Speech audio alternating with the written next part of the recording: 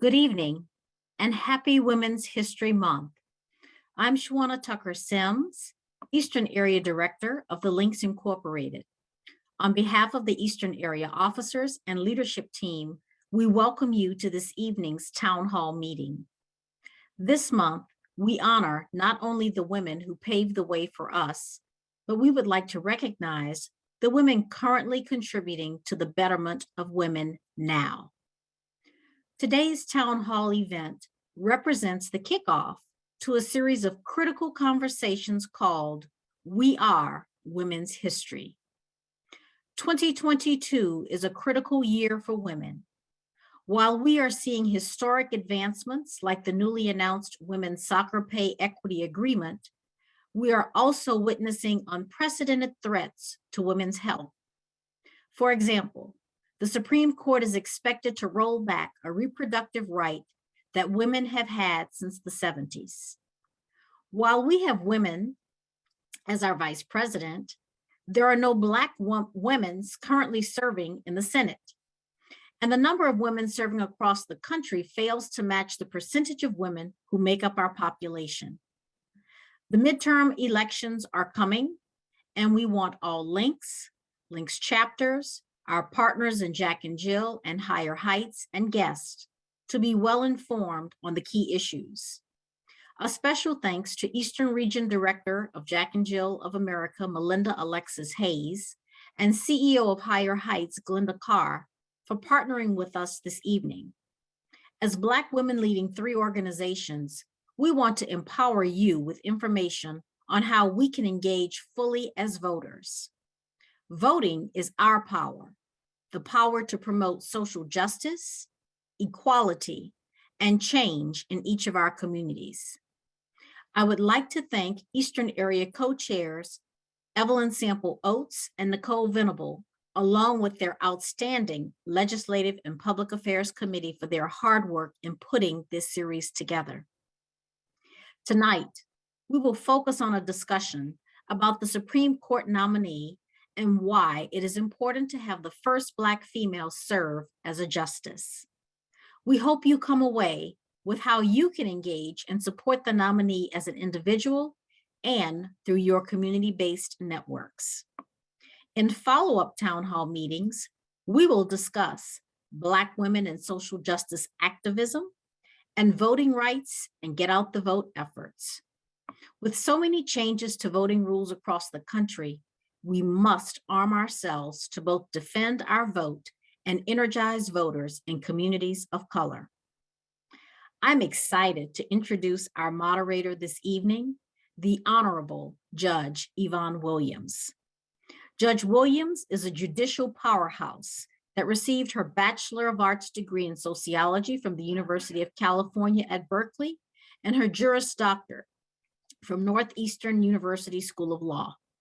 She was nominated by President Barack Obama in February 2011 and confirmed by the United States Senate in August of 2011.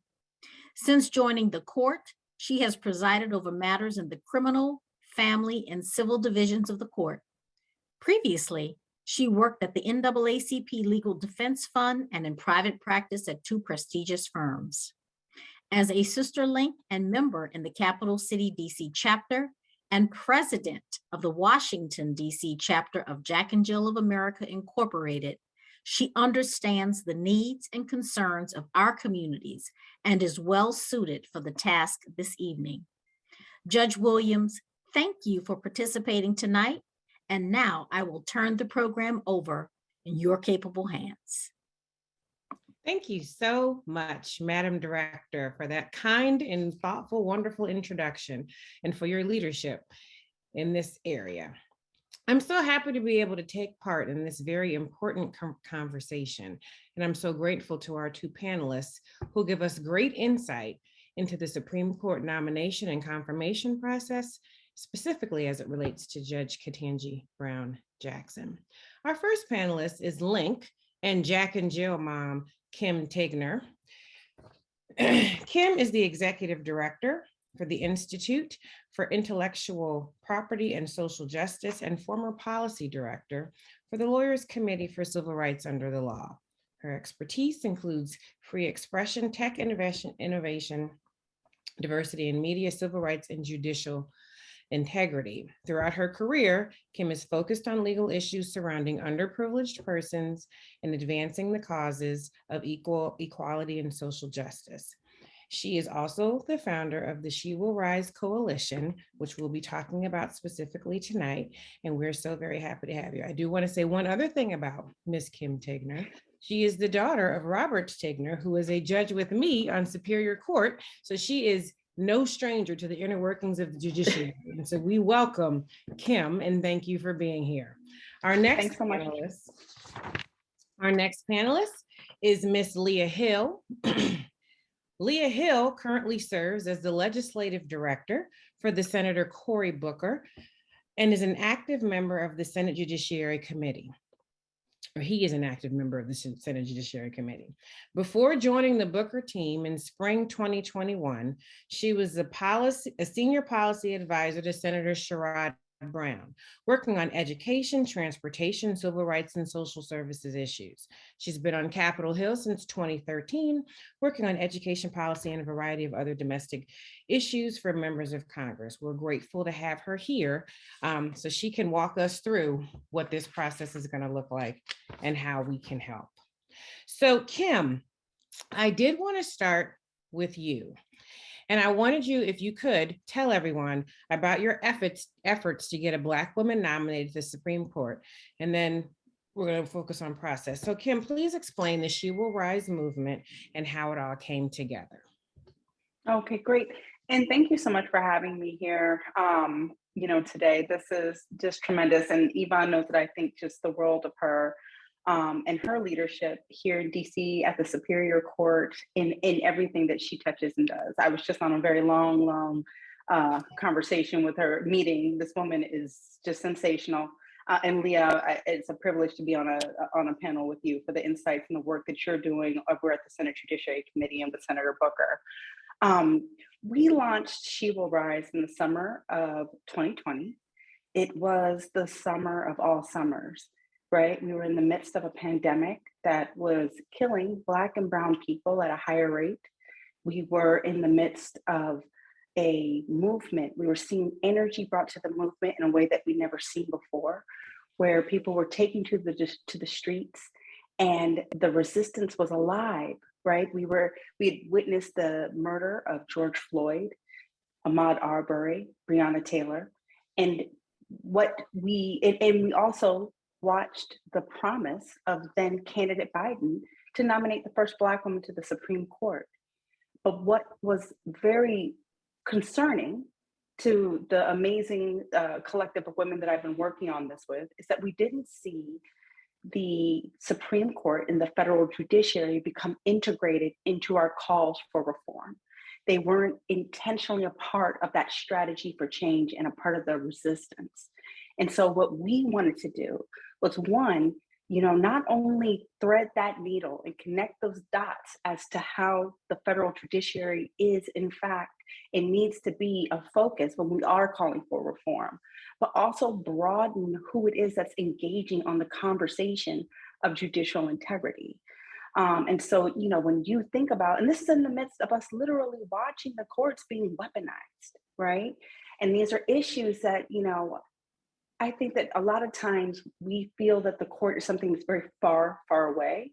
But this is, in fact, these are decisions that are impacting our day-to-day lives, right? We were in the midst of a campaign that was, or an election that was going to impact us for generations to come. And who's making the decisions as to whose vote is going to count? That's the federal judiciary. We're talking about, access to quality health care.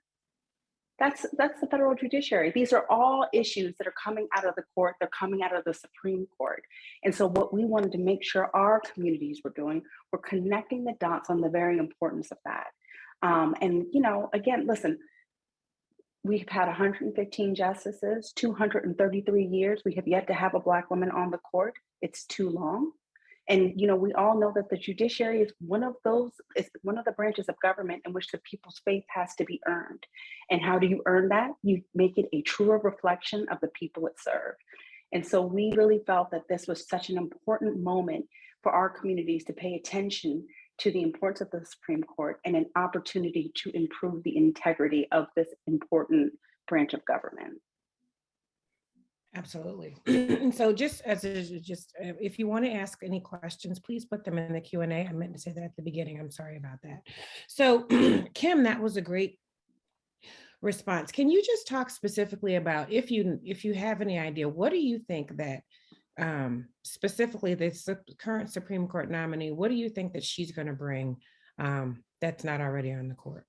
What do you think? What kind of, so let's talk about it, right? So she is historic in so many ways. Not only will she be the first Black woman to serve on the court, she's going to be the first federal defender to ever serve on the court. And that's just so critically important, because if you think about it, this is the first time since Justice Marshall that we've had someone that can bring with them the concept and the insights that are earned from an indigent defense, right? And so, and she has brought this, she's even said it in her past confirmation hearings about what it meant to represent her defendants and how she became very aware that a lot of times they weren't even, they didn't even understand what was happening, and how now she brings that into the courtroom with her. And she makes sure that everyone that is in her courtrooms understand what is happening and how this will impact her life. She worked at the Sentencing Commission where she pushed forward policies that would further stabilize Black communities, marginalized communities and families. This is someone who brings her lived experience of not just herself, but the communities that she has touched, both personally and professionally. She brings that with her. And, listen, we have seen study after study after study show that the more diverse a decision-making body is, the more equitable and just those outcomes will be. It makes them a better decision-making body. And Yvonne, you can speak to this.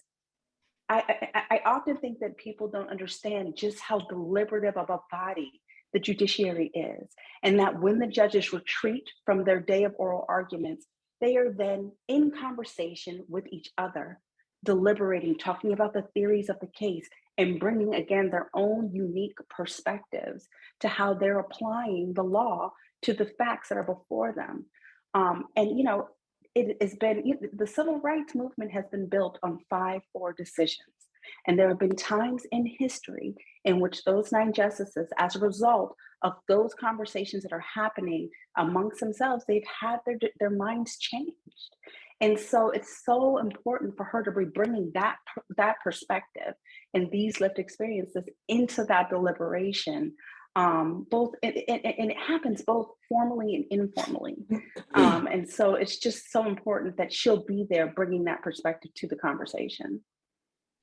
Yeah, absolutely. And I think that for this particular audience, we're probably preaching more. You're probably preaching more to the choir about the importance of this nomination than probably in other settings, particularly about the importance of a diverse federal bench. But oftentimes, however, I do think that the judiciary can be the forgotten branch of government, right? Judges don't talk to the press. We're not on television like the legislative and the executive branches. We're not on Twitter responding to the issues of the day. We're in many ways the verbally silent branch of government.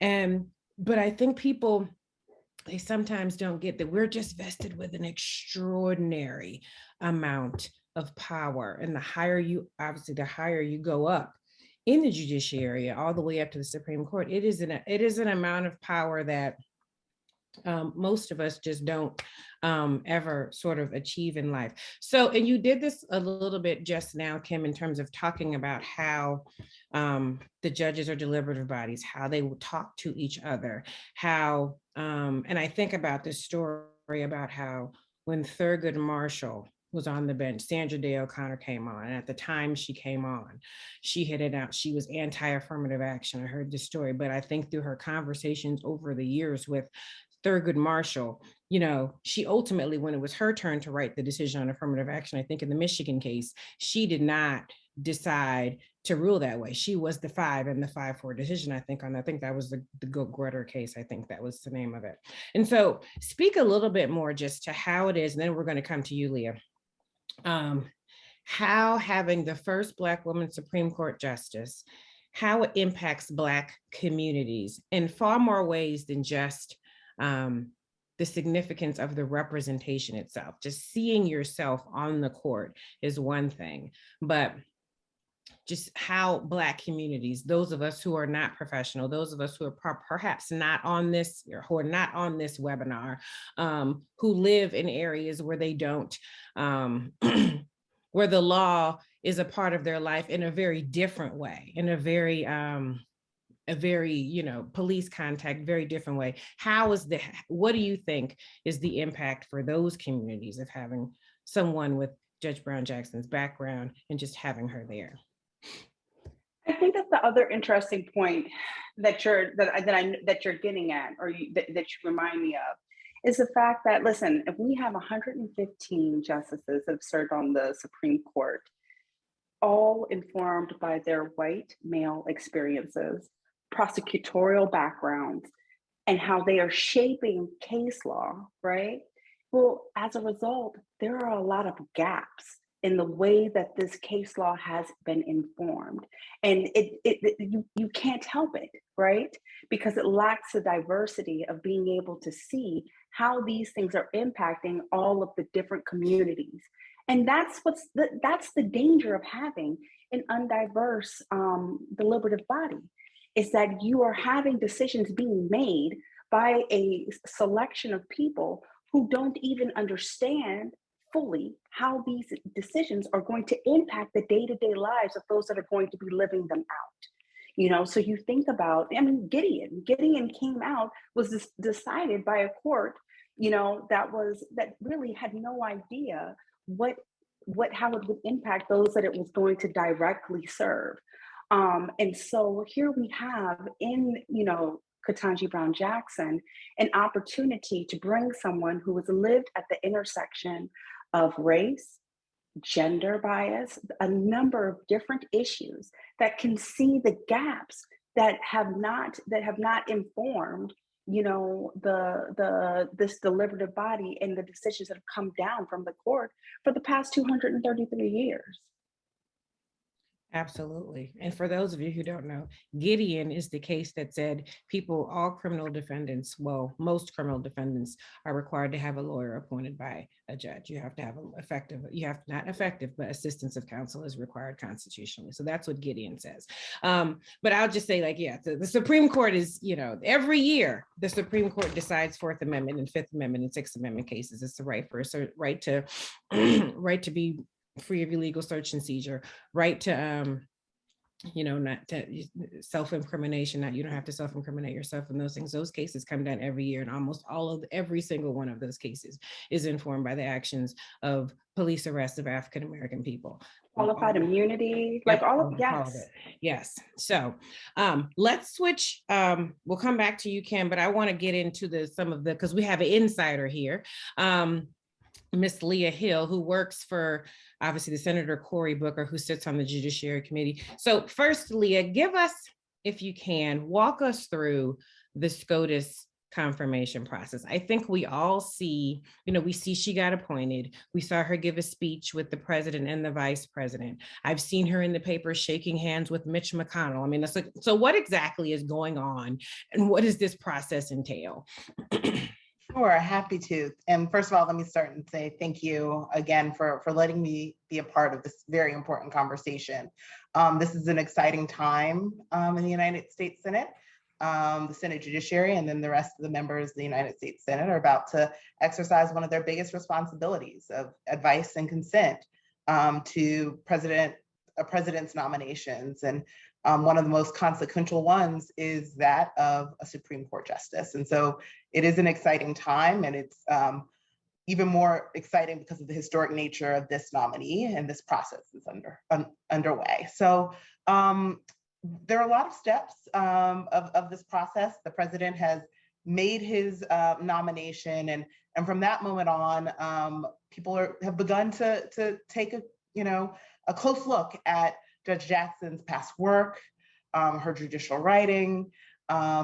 She has begun having meetings on the Hill, courtesy meetings. She's met with Senate leadership, both Democrats and Republicans, and has been working through her home state members, the Senate Judiciary Committee, and it gives them an opportunity to find out more about Judge Jackson, her background, and kind of a get to know you exercise. It's incredibly important as members of the Senate are making their decisions as to whether or not to support her confirmation to the highest court.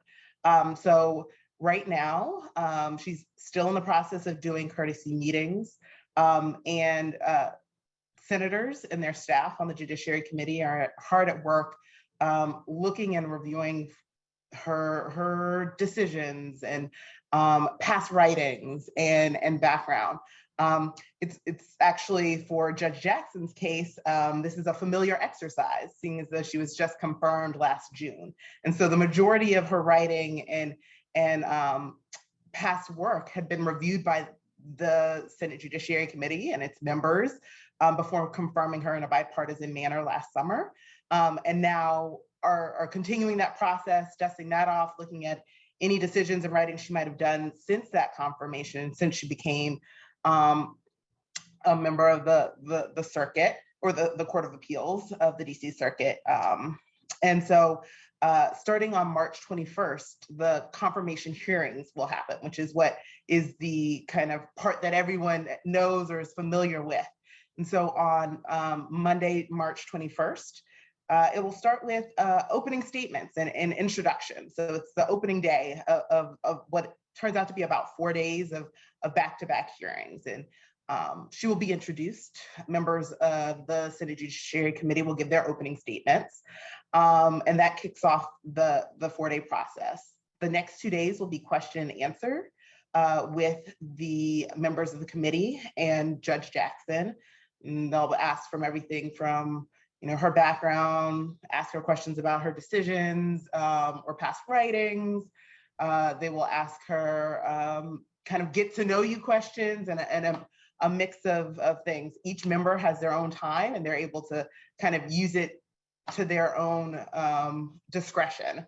And then on Thursday, there'll be outside advocates who come in and give testimony about Judge Jackson and what it means to have her on the court and their outside perspective. So that's the 4-day confirmation hearing process. And then on Monday, the 28th, her nomination will be held over, which is just a kind of wonky little Senate judiciary process. And so she'd be ready to most likely be up for a vote the following week. So that week of April 4th, be before the committee.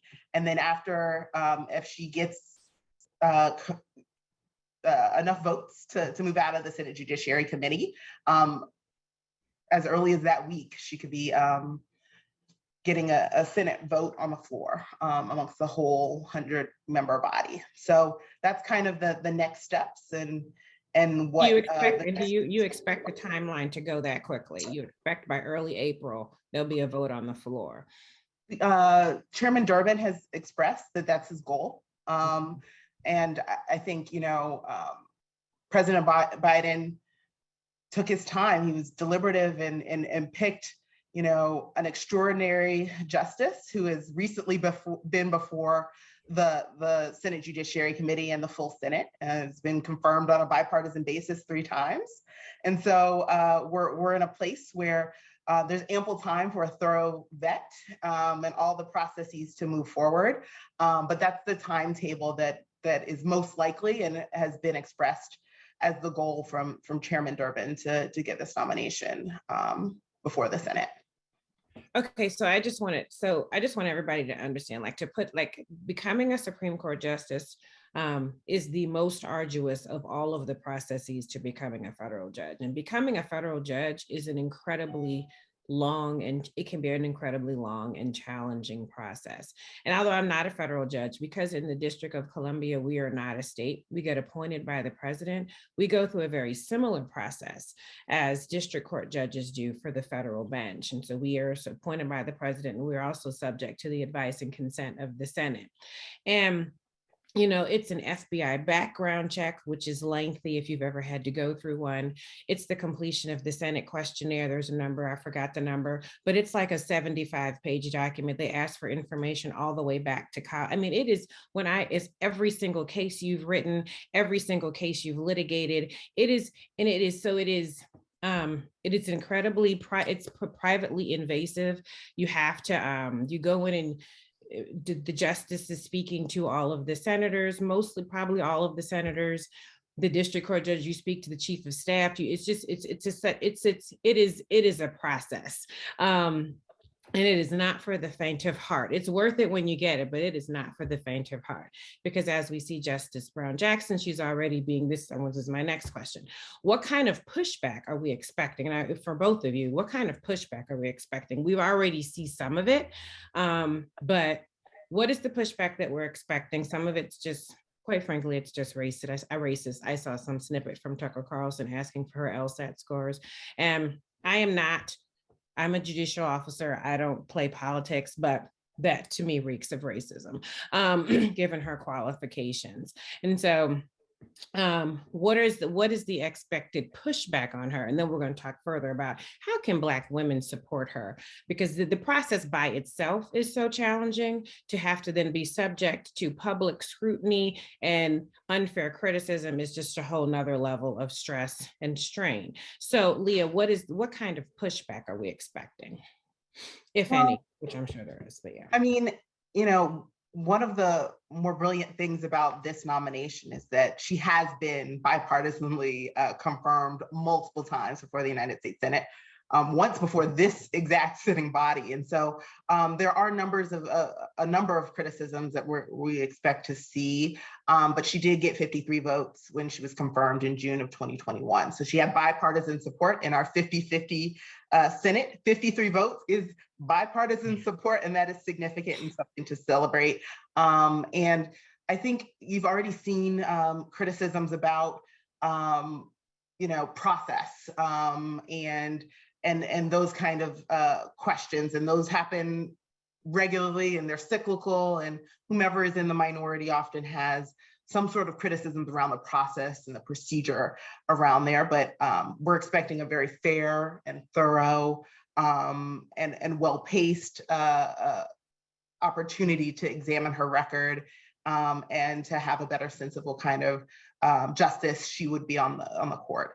Then you'll have people who have ideological criticisms about either the way that she has ruled or opinions that she has written, or questions about kind of the supporters and enthusiasm around her specifically as a historic nominee. You saw early on, even before a nominee was named, criticisms around President Biden were then, candidate Biden, but President Biden's commitment to addressing the lack of Black women on the highest court, and saying that he would pick amongst the plethora, the embarrassment of riches of qualified Black women to be his first pick for a Supreme Court nominee, should he have that. And people cried left, right, and center about that from the moment that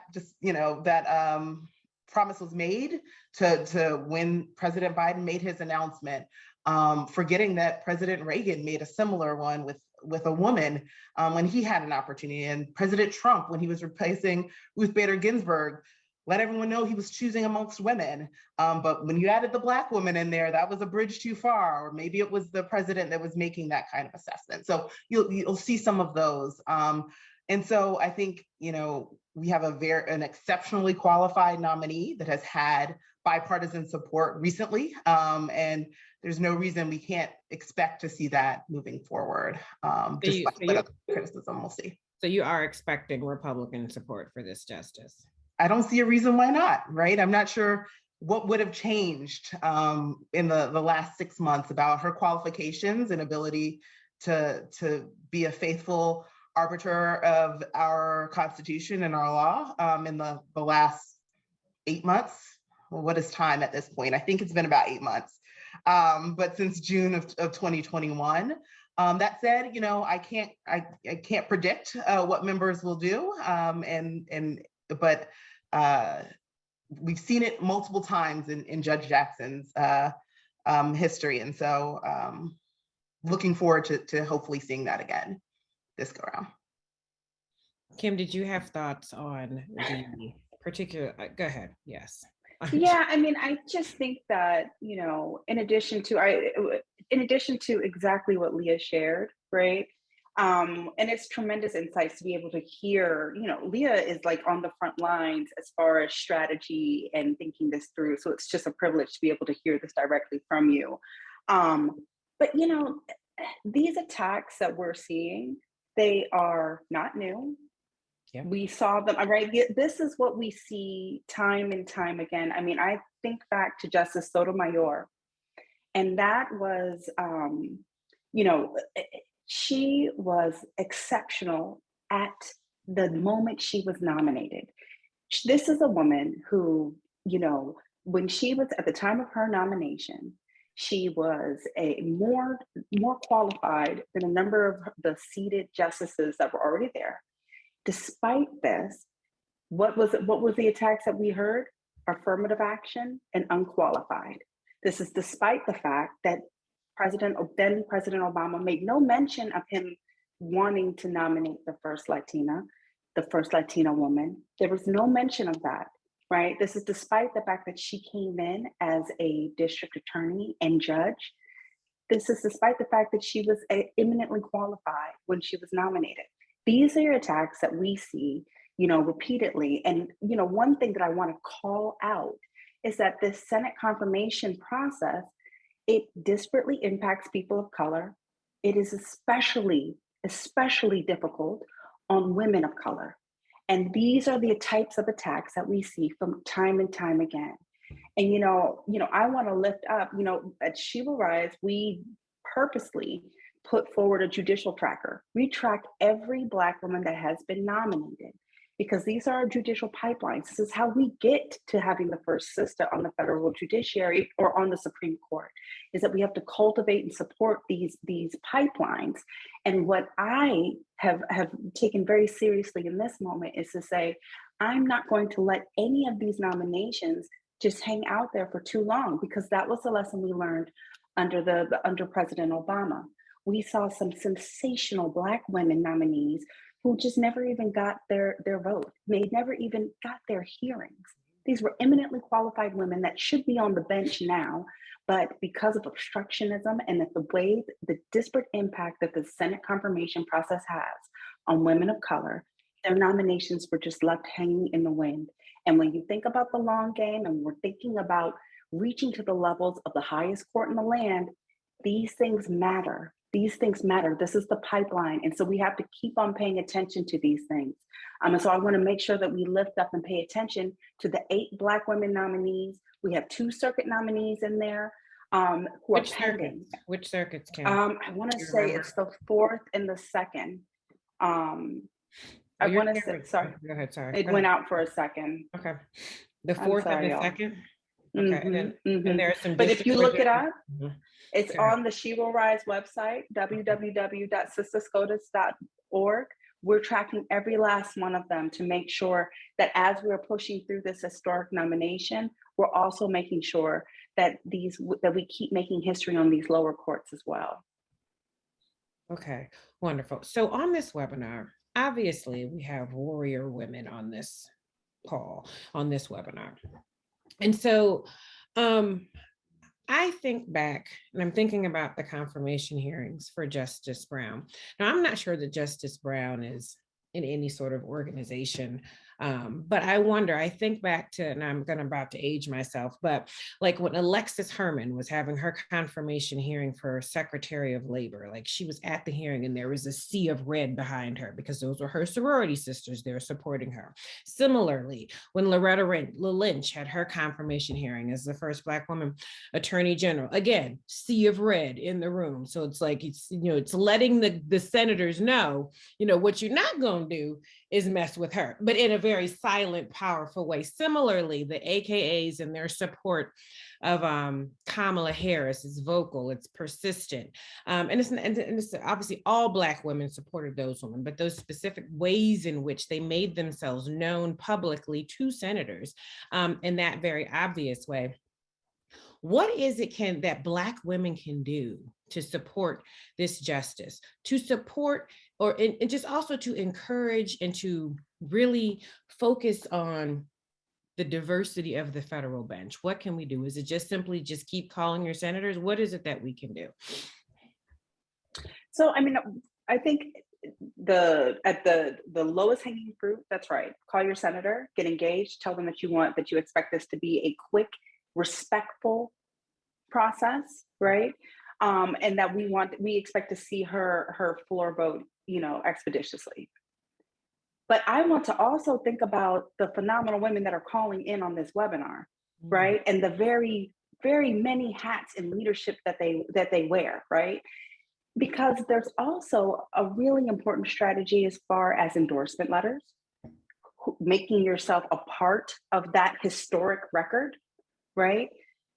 How are we leaning on the very many organizations that we belong to make sure to demonstrate, you know, the very, very wide spectrum of support that this woman inspires?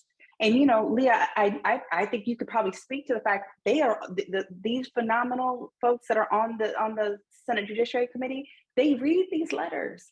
You will watch your senator bring it up to the front and say, I have, you know, 600 women from New Jersey, Senator Booker, you know, who say that, you know, they support Ketanji Brown Jackson. These are the types of things that we should be thinking about and strategizing. So there's also that opportunity.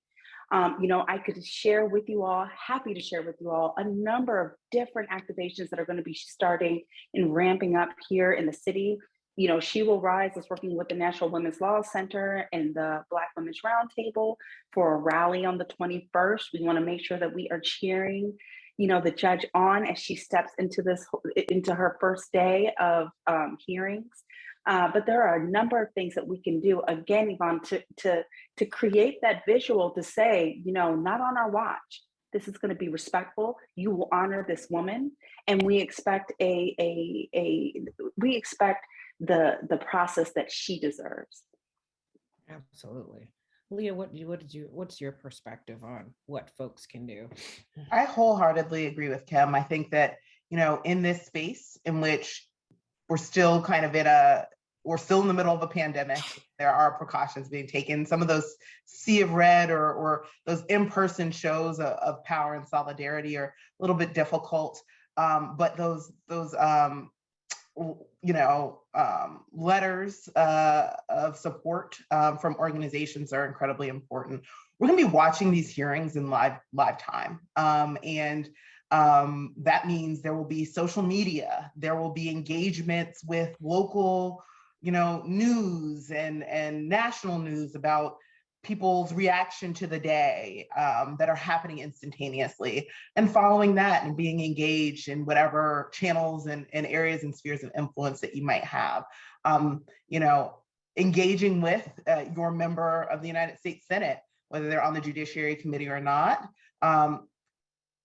Phone calls, letters, you know, senators are always, you know, eager to hear from their constituents about whatever that time is, and seems like an opportune time, given the timeline, to engage on something like that if you're interested.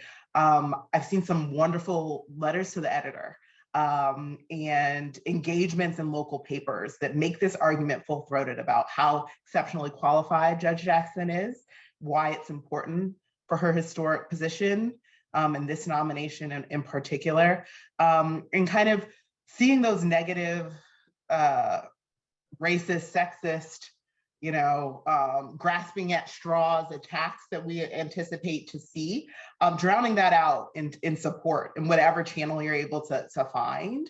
I think that will make a difference. I think that making sure people know that we are watching, that the country is paying attention, that offhanded comment that you made, that you meant to draw blood and you're laughing about and say it wasn't intentional. Well, what was the intent behind it? What was the unintentional thought behind it? And we are watching and paying attention to that. And so all of that, I think, using the creative organizations, the power of association that you all have, that the people on this webinar have, it makes a difference. We expect to see that over the next couple of weeks as this process unfolds. Great. Kim, can you say again what's happening on March 21st and where is it going to be so folks can participate? On the morning, so 9 a.m. on March 21st, we'll be participating. She Will Rise, National Women's Law Center, and the Black Women's Roundtable. We've actually organized a rally on the steps of the Supreme Court, just to have that visual reminder, and we just want to cheer her on, send out our affirmations and praise for this historic moment, that will be on. And to be honest with you, there's going to be a number of rallies throughout the week. A number of our stakeholders and partners, everyone has kind of divided up the opportunity to organize and create some real energy around this moment. And so what I can do is send around a link that will just list out the different events if people want to show up and just show their support and be a part of this moment. But there's also virtual opportunities as well. Engaging online is really important. It makes a difference. We have a number of hashtags that folks have been using: confirm KBJ, hashtag She Will Rise, hashtag WWBW. There's a number of ways to participate in this conversation online as well. Women have been organizing in their own hometowns, organizing watch parties for the confirmation hearings, and just sharing and talking about that online it's going to be really wonderful. But anything that we can do to just generate the support, especially in a virtual world that we're living in, it's just really important. And it really does bring a new energy to this moment. So there was a question in this chat that someone, and there is a commercial that actually plays in Washington, D.C. saying that Justice Brown is in receipt of dark money and she's from, I don't know, what, if anything, do you know about that? Because I think that, some people Black people will believe that. And I don't know what dark money means, but I think the commercial I think is from the Judicial Crisis Action, the one with, I forgot his name, but the Judicial Crisis Network. Exactly. Mm-hmm. They sponsored the commercial. So if you know the Judicial Crisis Network, you sort of know the political bent they come from. But what, if anything, is there to this dark money thing behind Justice Brown? Is it just something akin to just trying to throw as much? It's akin to individual. Yeah. It's akin to individual donors giving to campaigns to support different interests, and it happens on both sides. And it is common practice. And honestly, it's noise. I mean, Leah, I don't know if you have anything more to it, but to me, this is noise and a distraction. I definitely agree. I always think a hit dog will holler, and that's what I feel like it's happening from, these kind of rumors that dark money pushed Justice Breyer to make his decision that he wanted to retire. That's nonsense. He made a decision when he felt ready, and then the arguments that people are making and the nonsense that, dark money picked Judge Jackson, when that's demonstrably not true. And it's actually demonstrably true that the Federalist Society did pick President Trump's nominee in his short list. And so it's one of those kind of, and this is, kind of hypocrisies of the moment that's pretty disappointing, but it's a lot of noise, especially given kind of what we saw earlier this year around voting rights. and wanting to kind of shine a light on dark money and talk about political contributions. And there were some people here who, you know, in the United States Senate that wanted to see accountability when it came to dark money and political contributions. And that certainly wasn't, certainly wasn't the opposition and those people who are crying about dark money now. You know, Senate Democrats were supportive of shining a light on some of that. And so it's definitely white noise and distractions and tactics that people have seen have been effective, right? Which is unfortunate, which is why advocacy and empowering yourself with knowledge and being prepared to push back on some of that white noise is so important. Okay.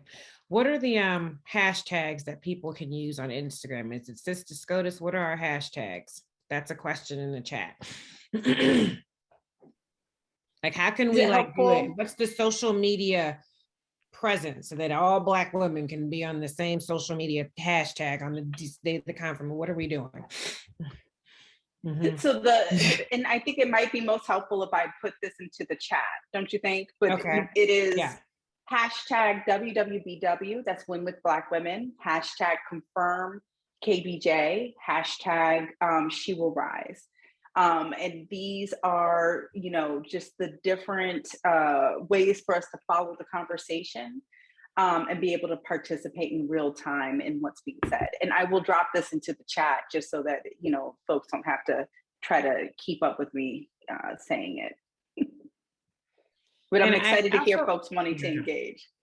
And I also want to ask for people who are mothers and you've got children, I want to say that Kim, when she was just starting this organization, she and we're in an organization, a mother's organization, Jack and Jill together, where she had a picture taken of about 50 young girls. They were daughters in the chapter, and they were all wearing Black robes with the Ruth Bader Ginsburg sort of lace thingy, all and then there was a sort of iconic, I think of it as iconic, there's a group of 9 girls, all different heights, to parrot the Supreme Court picture that you see of them with all different heights, and some of them are sitting down. And so we got all of our girls just involved and interested in how important this is, from like our baby girls, from the 4-year-olds all the way up to the 18-year-olds. And so if you have, you know, the teens stay on the phones, they're constantly, there's something, get your kids to do it, get your grandkids to do it, tell them at school, they can tell their friends at school, hashtag, get those hashtags out there. The children are great with it. They're far better than we are. So please, please, please spread the word of support. I would love to see, I can't do it because, again, I'm just an objective arbiter of law and facts. But if we could see just Instagram overtaken by these hashtags from kids and adults of all ages, and we can just see, because you know, Black Twitter is real, you know, so there's people follow the Black folks on Twitter. So if we could get that would be so wonderful. And this would be a great place for this group of women to start. Go ahead, Kim. Were you going to say something? And I just want to share, you know, I want to just talk about the power of sisterhood and, you know, the power of Black women collectives and groups like this. I mean, honestly, you know, I wanted to bring together young Black girls, a group of, and it was 100, Yvonne. Not 50, 100. It was 100. But I literally called up Yvonne, who is the president of our Jack and Jill chapter, and I said, this is what I'm dreaming up. This is what I would like to see in the passing of the late, you know, Justice Ruth Bader Ginsburg. And, you know, she lifted me up and helped me in that moment bring together these beautiful young girls, and brought, you know, that the visuals, it was like, they just took off online, and it was just so powerful. And you see all of these young girls now talking about the judiciary, talking about the Supreme Court in ways that you just hadn't seen before. And that's what we do, right? That's what we do for our children. We create the vision, we create the future that the world is not ready to see, but we bring it for them so that they can see themselves in the court. And I think about this sisterhood. There's a number of women in my links chapter. Nicole Venable, this vacancy opens up. She calls me and it's like, hey, I'm going to connect you on this. I just want to make it clear that we are all we need to bring fire and energy to this moment. And it has just become crystal clear to me that, the energy, the accountability, we are ready to take Judge Ketanji Brown Jackson to the next level and push and support her through this historic moment. And so I'm just so grateful even for this convening and this conversation with you ladies today, because I just think that we are all we need in this moment, and we can bring forth the future for ourselves and for our girls. From now on, they will see themselves, from this point on, they will see themselves reflected in the Supreme Court because of collectives like this. Absolutely. Absolutely. The only question I think we have left in our quiet Q&A is this presentation going? Oh, it's been answered. Okay. What does WWBW stand for? Win with Black women. There we go. Hashtag WWBW. So get t-shirts made. WWBW. I love it. Okay. Do you guys have any final thoughts? Anything that we need to say? Because I got to send it back to the ever-loving Nicole. Any final thoughts? Anything we need to? You've left us with a path forward, how we can support our future Supreme Court Justice. You see, I'm saying she is our future Supreme Court Justice. I'm going to call it. It is real. It will happen. It will be a few weeks from now, and we will see her take that office and swear that oath. So, I just want to say, well, let me just say, thank you all for being a part of this panel. Thank you all and Kim, thank you for inspiring me. Thank you for inspiring young people. Thank you for keeping this on the forefront and making sure people don't forget about, diverse, you need to have a diverse judiciary. And we're talking about federal court, but it really applies in state court, because the states, they just do, it can be lawless land in some of these states, just to be honest with everyone. But it is so important in state courts as well. Leah, thank you so much for taking the time this evening to talk to us about this process. It is behind the scenes. None of us really know what's happening. Thank you for sharing this information. It is incredibly insightful. We're incredibly grateful for it. So I'm going to turn it over to Link Nicole Venable, who is my good friend, along with Evelyn Sample Oates. So thank you. Hello, everyone, and good evening. And thank you so much for agreeing to moderate this panel. We told you that she was phenomenal, and so many of you got to see her brilliance along with the brilliance of Kim Tignor and Leah Hill.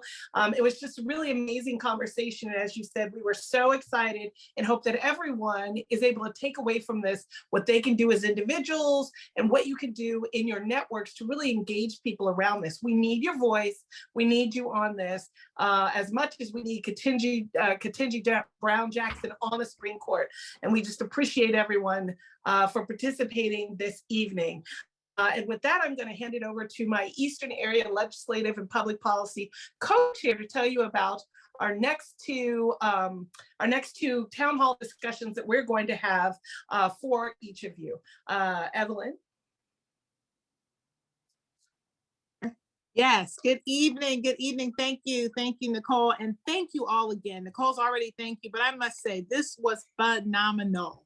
Thank you so very much for being here with your wisdom, your expertise, and your insight. And I just have to say a couple gems that I picked up from Kim said, we are all we need in this moment. I love that. And we are all we really need right now.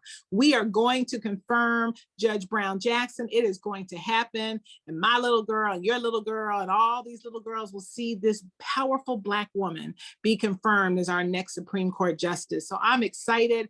And we are going to keep this going. This is not the only time. This is one in a three-part series webinars we are going to have around this Black girl magic and the powerful things that Black women can do. Our next series webinar will be held on Sunday, April the 10th. Same time at 7 p.m. And we are going to talk about the power of Black women and their activism. And we are going to have some powerful Black girl magic advocates on this line to talk about the work that they do and how the work that they do changes the trajectory in this country and changes what is going to happen in this world. So I won't tell you who they are yet. It's gonna be a great surprise when we announce it. But we are excited about the ones that we have asked to be on, and trust me, you don't want to miss this. So that will be our next second part in our 3-part series. And then our final part, you'll hear more about later, but we're going to talk about get out the vote and how important it is that we get out the vote because we know that our vote makes a difference. So again, thank you for being on tonight. Thank you, thank you, thank you. And remember what Lynn Kim said, call your senator. Tell them you want a quick, respectful process. And we want to get Judge Brown Jackson confirmed as quickly as possible and as respectfully as possible. They will not do anything to shut down our nominee, Judge Brown Jackson. So thank you all very much. Have a wonderful night. Am I ending it here, Co-Chair Nicole? That's it. Thank you, everyone, for being on tonight. Be careful, be safe, and God bless.